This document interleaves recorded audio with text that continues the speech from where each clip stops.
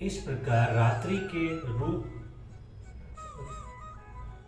रूपक से ज्ञानी और अज्ञानियों की स्थिति का भेद दिखलाकर अब समुद्र की उपमास से ये बात दिखलाते हैं कि ज्ञानी परम शांति को प्राप्त होता है और भोगों की कामना वाला अज्ञानी मनुष्य शांति को प्राप्त नहीं होता। अपूर्य मानम चल प्रतिष्ठन समुद्र माप प्रविशन्नित यदत् तदत् कामाय प्रविशन्ति सव्रव अशांति मां नपति न कामी।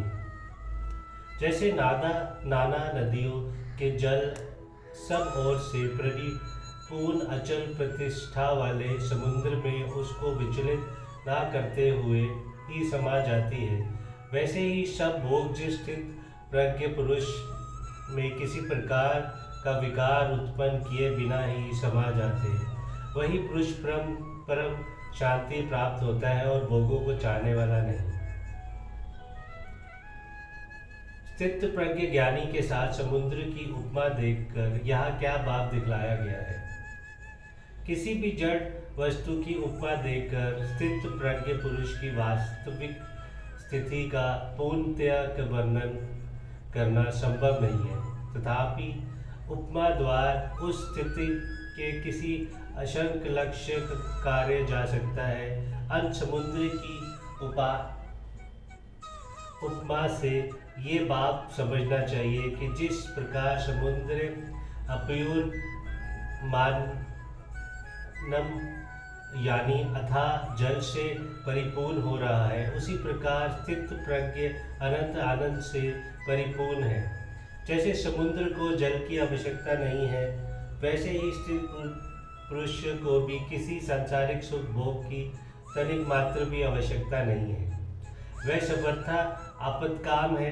जिस प्रकार समुद्र की स्थिति अचल है, भारी से भारी आंधी तूफान आने पर या नाना प्रकार के नदी के जल प्रवाह उसमें प्रविष्ट होने पर भी वह अपनी स्थिति से विचलित नहीं होता, मर्यादा का त्याग नहीं करता, उसी प्रकार परमात्मा के स्वरूप में स्थित योगी की स्थिति भी सर्वथा अचल होती है। बड़े से बड़ा संसारिक सुख दुखों का संयोग वियोग होने पर भी उसकी स्थिति में जरा भी अंतर नहीं पड़ता। वह सच्चिदानंदन परमात्मा नित्य निरंतर अटल और आकर्षण स्थित रहता है। स्वर विशेषण के सहित कामा पद यहाँ किन का वाचक है और उनको समुद्र से जल को की भांति स्थित प्रज्ञ में समा जाना क्या है? उत्तर, यह सर्व विशेषण के सहित कामा पद कामयंत आदि कामा अर्थात जिनके लिए कामना की जाया उनका नाम काम होता है। इस व्युत्पत्ति के अनुसार संपूर्ण इंद्रियों के विषयों को वाचक है, इच्छाओं के वाचक नहीं, क्योंकि स्थित प्रज्ञ पुरुष में कामनाओं को तो स्वतः अभाव ही हो जाता है, फिर उनका उसमें प्रवेश कैसे बन सकता है? अतएव जैसे समुद्र की जल की आवश्यकता नहीं ना रहने पर भी अनेक नदियाँ के जल प्रवाह उसमें प्रवेश करते रहते हैं, परंतु नदी और सरोवर की भांति ना तो समुद्र में बाढ़ आती है और ना ही वह अपनी स्थिति से विचलित होकर मर्यादा का ही त्याग करता है।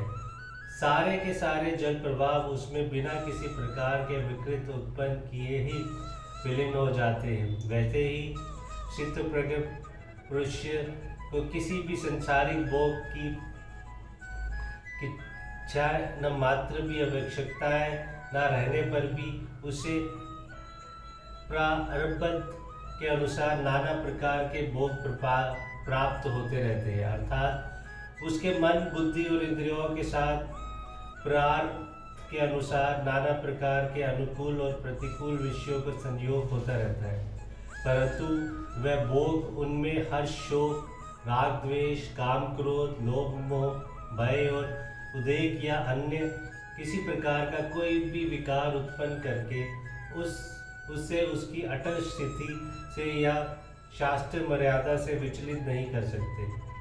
उनके संयोग से उसकी स्थिति में कभी किंचित मात्र भी अंतर नहीं पड़ता। वह बिना किसी प्रकार का शोक उत्पन्न किए ही अपने परमानंदमय स्वरूप में तद्रूप होकर विलीन हो जाते हैं। यही उनका समुद्र में जल की भांति स्थित प्रज्ञ में समा जाना है। वही परम शांति को प्राप्त होता है, भोगों के चाहने वाला नहीं। इस कथन का क्या भाव है? इससे ये दिखलाया गया है कि उपयुक्त प्रकार से आपत्काम है, जिसको किसी भी भोग की जरा भी आवश्यकता नहीं है, जिसमें समस्त भोग प्राप्त के अनुसार अपने आप आकर विलीन हो जाते हैं और स्वयं किसी भोग की कामना नहीं करता, वही परम शांतियों की प्राप्त होता है। भोगों की कामना वाला मनुष्य कभी शांति को नहीं प्राप्त होता, क्योंकि उसका चित्त निरंतर नाना प्रकार की भोग कामनाओं से विक्षिप्त रहता है। और जहाँ विक्षेप है वहाँ शांति कैसे रह सकती है? वहाँ तो पद पद पर चिंता, जलन और शोक ही निवास करते हैं।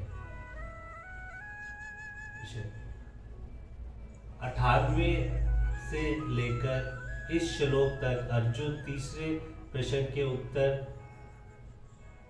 माना जाए तो क्या अपती है, क्योंकि इस श्लोक में समुद्र भांति अचल रहने का उदाहरण दिया गया है। तीसरे प्रश्न का उत्तर यहाँ नहीं माना जा सकता। तीसरे प्रश्न का उत्तर 98वें श्लोक से प्रारंभ करके 61वें श्लोक में समाप्त कर दिया गया है, इसीलिए उसमें आसीन पद आया है। इसके बाद प्रसन्नवश 62 और 63वें श्लोक में विश्व चिंतन से आस्तिक आदि के द्वारा अधपतन दिखलाकर 64वें श्लोक से चौथे प्रश्न का उत्तर आरंभ करते हैं। चरण पद से ये भेद स्पष्ट हो जाता है, इसलिए सिलसिले में नौका के दृष्टांत से विषयासक्त पुरुष की विचरती हुई इंद्रियाओं में से किसी एक इंद्रिया के द्वारा बुद्धि के हरण किए जाने की बात आई है। इसमें भी चरंताम पद आया है। इसके अतिरिक्त इस श्लोक स्वर कामा प्रवि शांति पदों से ये कहा गया है कि संपूर्ण भोग उसमें प्रवेश करते हैं।